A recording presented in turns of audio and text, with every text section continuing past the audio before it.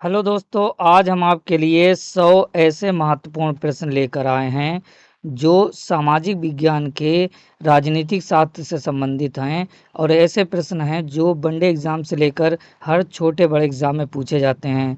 और इस वीडियो पर हम सब डिस्कस करेंगे और एक क्वेश्चन में जो भी ऑप्शन दिए होते हैं, उनको भी डिस्कस करेंगे। तो चलिए चलते हैं आज के सवाल पर। हमारा पहला सवाल है कि लोकसभा का उम्मीदवार होने के लिए कम से कम कितनी एज होनी चाहिए? तो 25 वर्ष होनी चाहिए। लोकसभा का इलेक्शन हर 5 साल में एक बार होता है, इतना आपको पता होता है, जिसमें हम प्रधानमंत्री को चुनते हैं। और 30 जो ऑप्शन है, वह ऑप्शन होता है राज्यसभा के उम्मीदवार बनने के लिए। और जो 35 ऑप्शन है, तो 35 ऑप्शन की जो एलिजिबिलिटी होती है, वो होती है राज्यपाल के लिए। आई होप कि आपको समझ में आ गया होगा। एक चीज़ और हम डिस्कस कर लेते हैं कि लोकसभा का उम्मीदवार की बात कर ली है। लोकसभा और राज्यसभा 2 सदन होते हैं, एक होता है लोकसभा और एक होता है राज्यसभा। ठीक है, लोकसभा निम्न सदन होता है और राज्यसभा जो होता है उच्च सदन होता है। ठीक है, अगले प्रश्न की तरफ चलते हैं। अगला प्रश्न है हमारा, राज्यसभा का उम्मीदवार होने के लिए अल्पतम यानी कम से कम कितनी उम्र चाहिए होती है? अभी हमने ऊपर आपको बताया 30 वर्ष चाहिए होती है। और राज्यसभा को उच्च सदन कहते हैं और लोकसभा को निम्न सदन कहते हैं। संसद के ये 2 सदन होते हैं। अगर पूछ लिया जाए संसद के भाग कितने होते हैं, तो भाग 3 होते हैं। एक राज्यसभा, ठीक है, और एक लोकसभा और एक राष्ट्रपति। ठीक है, आई होप कि आपको वीडियो समझ में आ रहा होगा। अगला प्रश्न है कि नीति आयोग कब बनाई गई? तो नीति आयोग जो थी वो 1 जनवरी 2015 को बनाई गई थी। पहले नीति आयोग को हम योजना आयोग के नाम से जानते हैं। ये प्रश्न पूछ लिया जाता है। अगला प्रश्न है कि स्वच्छ भारत अभियान कब आरंभ हुआ? तो ये आरंभ जो हुआ था 2 अक्टूबर गांधी जी के जन्मदिन के साथ आरंभ हुआ था, 2 अक्टूबर 2014 को। अगले प्रश्न की तरफ चलते हैं। अगला प्रश्न है हमारा कि आज़ाद हिंद फौज कब सक्रिय हुआ था? तो 1942 में हुआ था। कब हुआ था? 1942 में। अगला प्रश्न है हमारा कि राष्ट्रवाद की अवधारणा का जन्म किस घटना से माना जाता है? तो पुनर्जागरण से माना जाता है। अखिल भारतीय हरिजन संघ की स्थापना निम्नलिखित में से किसके द्वारा की गई थी? तो यार महात्मा गांधी जी द्वारा की गई थी। महात्मा गांधी जी के बारे में बताएं। महात्मा गांधी जी जो भारत लौटे थे, दक्षिण अफ्रीका से जो लौटे थे, वो लौटे थे 9 जनवरी 1915 को। कब लौटे थे? 9 जनवरी 1915 को। और 9 जनवरी को ही हम गांधी जी के आगमन के दिन को हम प्रवासी दिवस के रूप में मनाते हैं। अगर आपसे प्रश्न पूछ लिया जाता है कि प्रवासी दिवस कब मनाया जाता है, तो 9 जनवरी को मनाया जाता है। और पूछ लिया जाता है कि प्रवासी दिवस हम किस रूप में मनाते हैं, क्यों मनाते हैं, तो गांधी जी के आगमन वाले दिन को ही हम प्रवासी दिवस के रूप में मनाते हैं। अगला प्रश्न है हमारा कि भारत की स्वतंत्रता के समय भारत का गवर्नर जनरल कौन था? तो भारत की स्वतंत्रता के समय भारत का गवर्नर जनरल जो थे, लॉर्ड माउंटबेटन थे। अगला प्रश्न है कि अखिल भारतीय ट्रेड यूनियन कांग्रेस के प्रथम अध्यक्ष कौन थे? तो लाला लाजपत राय थे। अगला प्रश्न है कि भारतीय राष्ट्रीय कांग्रेस का प्रथम अध्यक्ष कौन था? तो जो अध्यक्ष थे प्रथम, वो थे WC बनर्जी, यानी कि बोयमे चंद बनर्जी थे। भारतीय राष्ट्रीय कांग्रेस की हम कुछ बात कर लेते हैं कि भारतीय राष्ट्रीय कांग्रेस की जो स्थापना हुई थी वो 28 दिसंबर 1885 ईस्वी को हुई थी। कब हुई थी? 28 दिसंबर 1885 ईस्वी को हुई थी। और इसके जो पहले अध्यक्ष थे वो बोमे चंद बनर्जी थे। और भारतीय राष्ट्रीय कांग्रेस की पहली महिला अध्यक्ष जो थी वो थी एनी बेसेंट। कौन थी? एनी बेसेंट थी। वो 1917 के कलकत्ता अधिवेशन में अध्यक्ष बनी थी। अगर आपसे पूछ लिया जाए कि पहली भारतीय महिला अध्यक्ष कौन थी, तो जो पहली भारतीय महिला अध्यक्ष थी वह थी सरोजनी नायडू जी थी। और ये कानपुर अधिवेशन में अध्यक्ष बनी थी जो 1925 में हुआ था। इतना तो आपको याद रहेगा ना। एक क्वेश्चन से मैं बहुत सारे क्वेश्चन को सॉल्व करा देता हूँ, इसलिए। अगला है कि भारत का ग्रैंड ओल्ड मैन किसे कहा जाता है? तो दादा भाई नौरोजी को कहा जाता है। दादा भाई नौरोजी ने एक बहुत अच्छी सी किताब भी लिखी है, उससे संबंधित भी प्रश्न आते हैं, आप उसको भी देख लीजिएगा। अगला प्रश्न है कि महात्मा गांधी ने कब हरिजन पत्रिका का प्रकाशन आरंभ किया था? तो ये 1933 में किया था। कब किया था? 1933 में।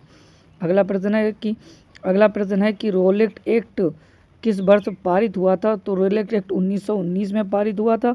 1919 से संबंधित और भी प्रश्नों को हम डिस्कस कर लेते हैं। पहले नंबर रोलेट एक्ट को जान लेते हैं। रोलेट एक्ट में था कि बिना परमिशन के, विदाउट परमिशन, जो ब्रिटिश गवर्नमेंट थी वो किसी को भी गिरफ्तार कर सकती थी और अनिश्चित काल के लिए जेल में डाल सकती थी। ये तो हो गया 1919 के रोलेट एक्ट की बात। अब 1919 की अगर हम बात करें तो 13 अप्रैल 1919 को जलियांवाला बाग का हत्याकांड हुआ था, जिसमें जनरल डायर ने बिना किसी वजह के गोली चलाने का आदेश दे दिया था। अगला प्रश्न है कि सुभाष चंद्र बोस ने अंग्रेजों के विरुद्ध अपना आंदोलन कहाँ से आरंभ किया था? तो ये आरंभ किया था सिंगापुर से। कांग्रेस के संस्थापक कौन थे? तो कांग्रेस के जो संस्थापक थे वो ए.ओ. ह्यूम थे, इतना आपको याद होगा। और कांग्रेस के जो पहले अध्यक्ष थे वो कौन थे? तो वो थे ब्योमचंद्र बनर्जी थे। कौन थे? ब्योमचंद्र बनर्जी थे। अगले प्रश्न की तरफ चलते हैं। गांधी जी ने सर्वप्रथम भारत में अपना सत्याग्रह प्रयोग कहाँ किया था? तो ये किया था चंपारण में। चंपारण कब हुआ था? अगर आपसे प्रश्न पूछा जाए चंपारण कब हुआ था तो 1917 में हुआ था। एनी बेसेंट जो अध्यक्ष बनी थी भारतीय राष्ट्रीय कांग्रेस की पहली महिला अध्यक्ष, वो 1917 में बनी थी। और 1917 में ही भारत की जो महिला प्रधानमंत्री थी इंदिरा गांधी जी, उनका जन्म भी हुआ था। एक चीज़ और हम बता दें कि चंपारण जो है वह बिहार में है। ठीक है। अगले प्रश्न की तरफ चलते हैं कि भारत छोड़ो आंदोलन कांग्रेस ने कब शुरू किया था? तो 8 अगस्त 1942 को कांग्रेस ने भारत छोड़ो आंदोलन प्रारंभ किया था। अगला प्रश्न है कि स्वराज मेरा जन्मसिद्ध अधिकार है, यह किसने कहा था? तो यह लोकमान्य तिलक ने कहा था। महात्मा गांधी जी के असहयोग आंदोलन के दौरान किसने अपनी वकालत छोड़ दी? तो मोतीलाल नेहरू जी ने छोड़ दी थी। अगर आपको वीडियो पसंद आ रहा हो तो सब्सक्राइब कर लीजिए, क्योंकि मैं रोज़ाना इस तरीके के महत्वपूर्ण टॉपिक पर वीडियो लेकर आता रहता हूं। और जो भी टॉपिक में क्वेश्चन होते हैं और उनके जो भी आंसर होते हैं उन सबको मैं डिस्कस करता हूं। तो आप बिल्कुल भी परेशान ना होएं, आप आराम से चैनल पर बने रहें और तैयारी करते रहें, बस शर्ते आप चैनल को सब्सक्राइब कर लीजिए। नमक सत्याग्रह के दौरान निम्नलिखित में से गांधी जी से जुड़े थे, कौन जुड़ी थी? तो सरोजिनी नायडू जी जुड़ी थी। और सरोजिनी नायडू जी के बारे में आप बता चुके हैं कि 1925 में ये कानपुर अधिवेशन में पहली भारतीय महिला अध्यक्ष जो थी कांग्रेस की बनी थी। अगला प्रश्न है कि भारतीय राष्ट्रीय कांग्रेस से त्यागपत्र देने के बाद सुभाष चंद्र बोस ने निम्नलिखित में से किसकी स्थापना की थी? तो फॉरवर्ड ब्लॉक की स्थापना की थी। अगला प्रश्न है कि महात्मा गांधी जी द्वारा चंपारण सत्याग्रह शुरू किया था, अभी ऊपर बता चुके हैं 1917 में शुरू किया था। और 1918 में, अगर आप बात 1918 की करते हैं तो 1918 में खेड़ा हुआ था। ठीक है, खेड़ा हुआ था, इस बात को याद रखिए कि 1917 में चंपारण में हुआ था सत्याग्रह, और उसके बाद खेड़ा हुआ था 1918 में। अगले प्रश्न की तरफ चलते हैं कि महात्मा गांधी जी द्वारा संपादित अंग्रेजी साप्ताहिक था, क्या था? तो यंग इंडिया था। ये प्रश्न बहुत बार पूछा जाता है कि यंग इंडिया जो था वो किसने संपादित किया था? तो गांधी जी ने किया था। गांधी जी भारत कब आए थे?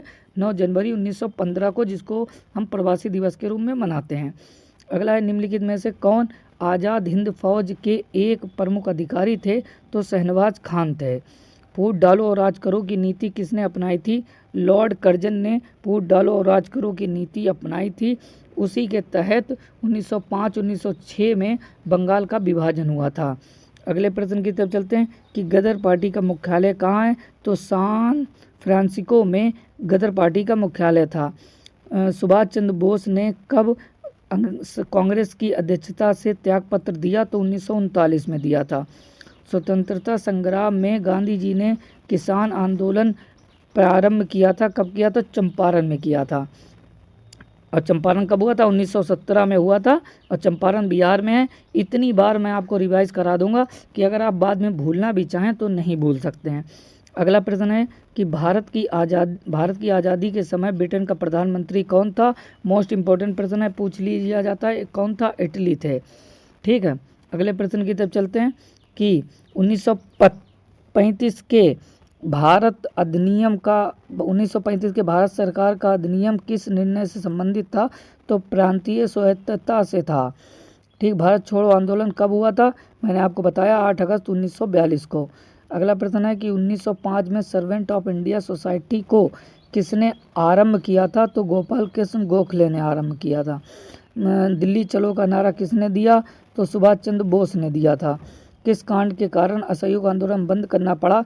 तो चौरी चौरा कांड हो गया था, जिसकी वजह से असहयोग आंदोलन बंद करना पड़ा, क्योंकि असहयोग आंदोलन के दरमियान कुछ क्रांतिकारियों ने पुलिस चौकी जो अंग्रेज़ों की थी उसको जला दिया था, जिसकी वजह से बहुत सारे पुलिसकर्मी मारे गए थे, जिसकी वजह से असहयोग आंदोलन गांधी जी को बंद करना पड़ा था। अगला प्रश्न है कि निम्नलिखित में से कौन सीमांत गांधी जी के नाम से जाना जाता है। बहुत अच्छा क्वेश्चन है, पूछा जाता है। तो सीमांत गांधी जी के नाम से जाने जाते हैं खान अब्दुल गफ्फार खां। अगला प्रश्न है कि भारतीय राष्ट्रीय कांग्रेस की प्रथम महिला अध्यक्ष कौन थी। अभी मैंने आपको ऊपर ही डिस्कस कर दिया था। Annie Besant. और कब बनी थी अगर पूछ लिया जाए तो 1917 में बनी थी। और किस अधिवेशन में बनी थी। तो कलकत्ता के अधिवेशन में बनी थी। कहाँ बनी थी? कलकत्ता के अधिवेशन में बनी थी। आई होप कि आपको समझ में आ रहा होगा।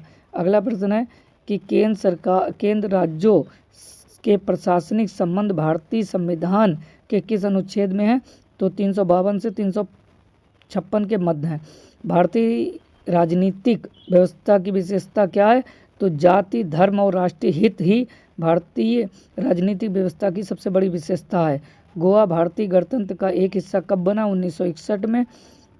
निम्नलिखित में से कौन भारतीय संविधान में समवर्ती सूची में आता है। तो जनसंख्या नियोजन तथा परिवार नियोजन आता है। समवर्ती सूची 3 तरीके की होती हैं, केंद्र सूची, राज्य सूची और समवर्ती सूची। इसके बारे में मैंने वीडियो बनाया है, आप जाके देख सकते हैं। निम्नलिखित में से कौन भारत का लगातार 2 बार राष्ट्रपति बना।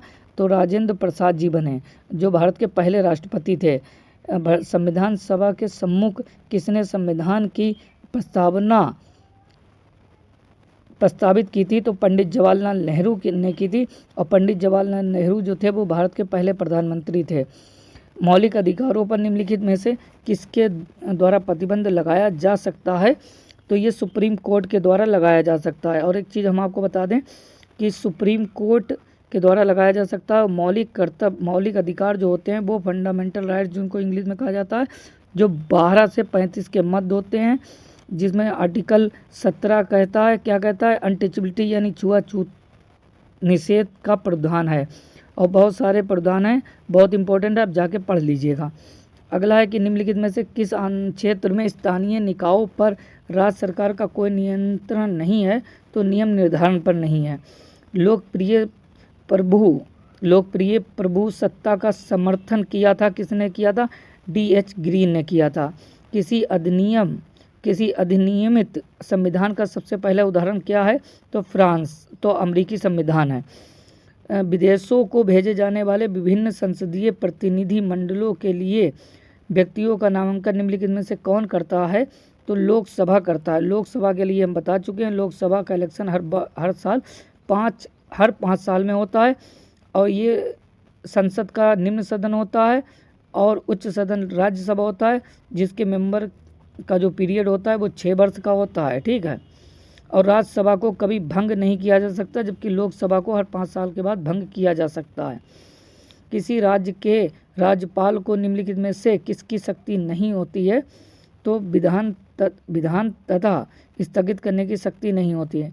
निम्नलिखित में से उच्चतम न्यायालय की सबसे पहली महिला न्यायाधीश कौन थी। तो सुनंदा भंडारे थी।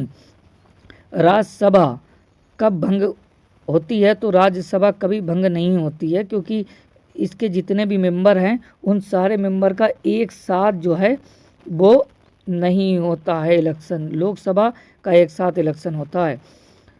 और राज्यसभा के इलेक्शन के लिए आम वोटर वोट नहीं कर सकता है।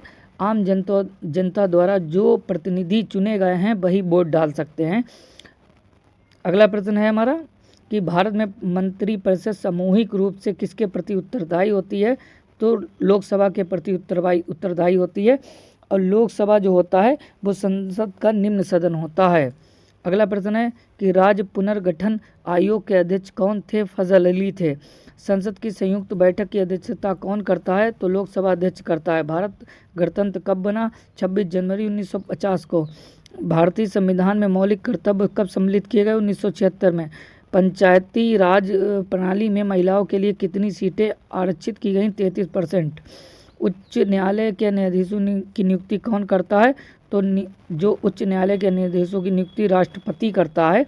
और एक और चीज़ हम आपको बता दें कि प्रधानमंत्री की नियुक्ति सुप्रीम कोर्ट के मुख्य न्यायाधीश द्वारा होती है, राष्ट्रपति की नियुक्ति सुप्रीम कोर्ट के मुख्य न्यायाधीश द्वारा होती है, और जो राज्य के मुख्यमंत्री होते हैं उनकी नियुक्ति मतलब राज्य का राज्यपाल करता है। जैसे यूपी के अगर मुख्यमंत्री को चुना जाए तो यूपी के जो राज्यपाल हैं वो उनको शपथ दिलाएंगे।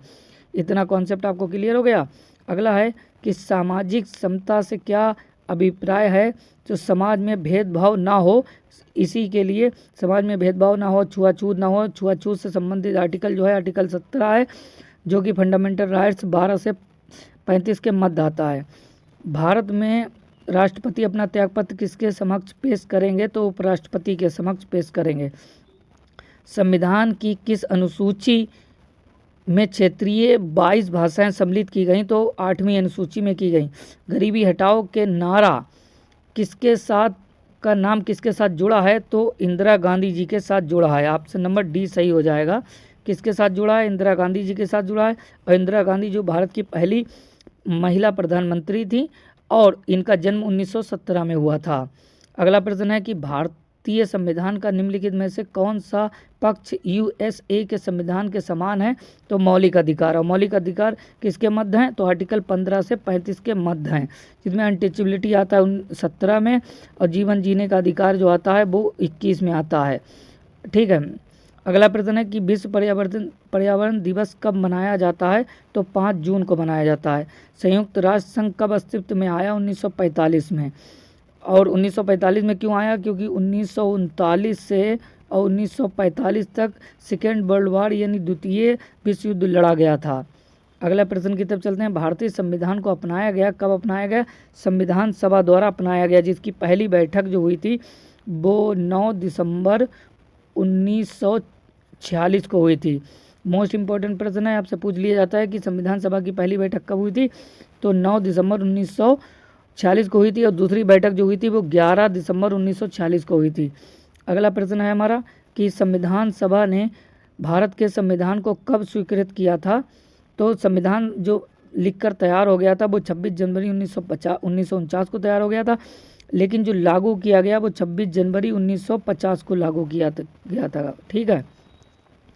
अगला प्रश्न है हमारा कि भारतीय संविधान सभा के प्रथम दिन के अधिवेशन की अध्यक्षता किसने की थी? डॉक्टर सच्चिदानंद सिन्हा ने की थी। अगला है संविधान सभा का प्रथम अधिवेशन कहाँ हुआ था? तो दिल्ली में हुआ था। भारत की आज़ादी के समय इंग्लैंड के किस पार्टी की सरकार थी?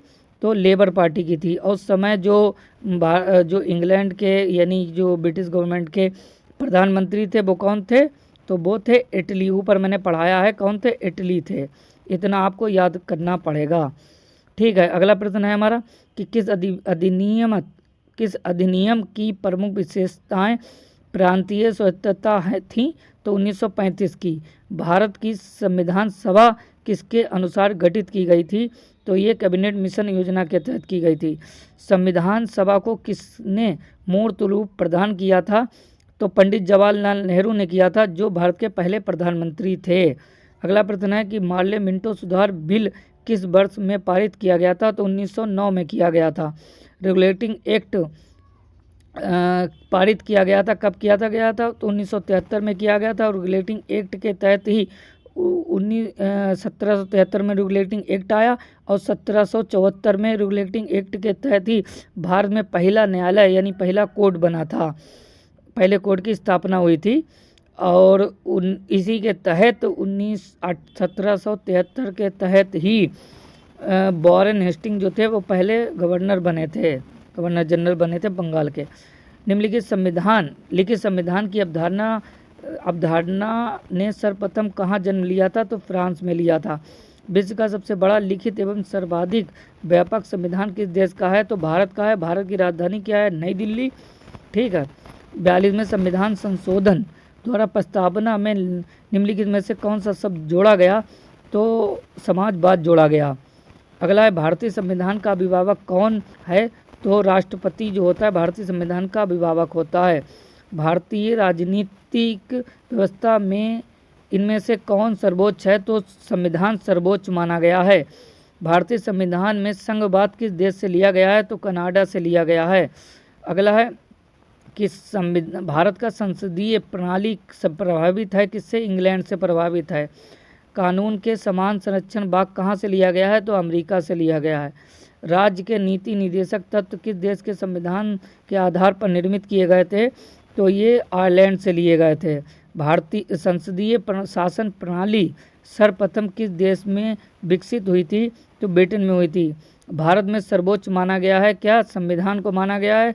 भारत के किस संविधान के किस भाग में मूल अधिकार का उल्लेख मिलता है? तो भाग 3 में मिलता है, यानी संविधान के भाग 3 में मिलता है किसका? मूल अधिकार, जिनको हम मौलिक अधिकार फंडामेंटल राइट्स कहते हैं, जो आर्टिकल 12 से 35 के मध्य हैं, जिसमें आर्टिकल 17 अनटचेबिलिटी को बताता है, आर्टिकल 21 बताता है जीवन जीने का अधिकार को, और आर्टिकल 19 बताता है किसको? राइट टू स्पीच, यानी कि जिसमें कि बोलने का अधिकार, मीडिया का अधिकार, सारे अधिकार आ जाते हैं। मैं एक एक आर्टिकल इस वजह से बता रहा हूँ बारी बारी करके, क्योंकि आपको याद हो जाएं। अगला है प्रश्न कि मूल संविधान में कितनी अनुसूचियाँ थीं? तो 8 अनुसूचियाँ थीं। मौलिक अधिकारों में संशोधन करने में कौन सक्षम है? तो संसद सक्षम है। और मौलिक अधिकार क्या होते हैं? फंडामेंटल राइट्स, जो 12 से 35 होते हैं। इतनी बार बताया है कि आपको याद करने की ज़रूरत नहीं होगी। भारतीय संविधान के किन अनुच्छेदों में नागरिकता संबंधी प्रावधान किया गया? तो अनुच्छेद 5 से 11 में किया गया है, जो कि भाग 2 में आता है। किस में आता है? भाग 2 में। और भाग 3 में क्या आता है? भाग 3 में आता है मौलिक अधिकार, जो कि फंडामेंटल राइट्स है, जो 12 से 35 के बाद हैं। कितने वर्षों तक लगातार बाहर रहने पर नागरिकता समाप्त हो जाती है? तो 7 वर्षों तक। अगला प्रश्न है कि भारतीय राज्यों का भाषाई आधार पर पुनर्गठन किस वर्ष किया गया? 1956 में। आखिरी प्रश्न है कि किस देश में दोहरी नागरिकता का सिद्धांत स्वीकार किया गया था? किस देश से? तो संयुक्त राज्य अमेरिका से किया गया था। 1-2 प्रश्न और हैं, ले लीजिएगा। अगर आपको वीडियो पसंद आ रहा हो, मेरी मेहनत पसंद आ रही हो, आपको लग रहा है कि मैंने आपके लिए कुछ कलेक्ट किया है और अच्छे से डिस्क्राइब अगर कर पा रहा हूँ, तो प्लीज़ चैनल को सब्सक्राइब कर लीजिए, क्योंकि मैंने शुरुआत करी है तो कोशिश यही रहेगी कि आपको अच्छे से अच्छा कंटेंट प्रोवाइड किया जा सके। संविधान के प्रथम अनुच्छेद के अनुसार भारत क्या है? तो राज्यों का यूनियन है, यानी राज्यों का संघ है। भारतीय संविधान भारत का वर्णन किस रूप में करता है? तो राज्यों के संघ के रूप में करता है। संविधान की निम्नलिखित अनुसूचियों में से कौन सी दल बदल विरोधी कानून से संबंधित है? तो ये 10वीं अनुसूची है। ये 10वीं अनुसूची आई थी कि अगर कोई विधायक या सांसद जीतने के बाद दूसरी पार्टी में चला जाएगा तो उसकी सांसदी या विधायकी निरस्त हो जाएगी। इसके लिए कानून बना था 1985 में, दल बदल कानून। ठीक है, इसको याद रख लीजिए। 1986 में क्या हुआ था? 1986 में भी बता दें, न्यू एजुकेशन पॉलिसी आई थी। और 1983 में भारत ने पहली बार वर्ल्ड कप जीता था। किसके कप्तानी में? कपिल देव की कप्तानी में। ठीक है, इतना याद कर लीजिए आप। अगला प्रश्न है कि भारतीय संविधान के किस अनुच्छेद में राज्य सरकार को ग्राम पंचायत के संगठन का निर्देश देता है? तो आर्टिकल 40 देता है। आई होप कि आपको वीडियो पसंद आया होगा। पसंद आया तो लाइक करें, सब्सक्राइब करें और अपने दोस्तों संग शेयर कर लें। और इस तरीके के बाकी वीडियो पाने के लिए वीडियो की अगर PDF चाहिए तो आप इस वीडियो के डिस्क्रिप्शन में मैं टेलीग्राम चैनल का लिंक दे दूंगा। उसे आप ज्वाइन करने के बाद आराम से इसकी PDF फ्री में ले सकते हैं। धन्यवाद, शुक्रिया। मिलते हैं नेक्स्ट वीडियो में।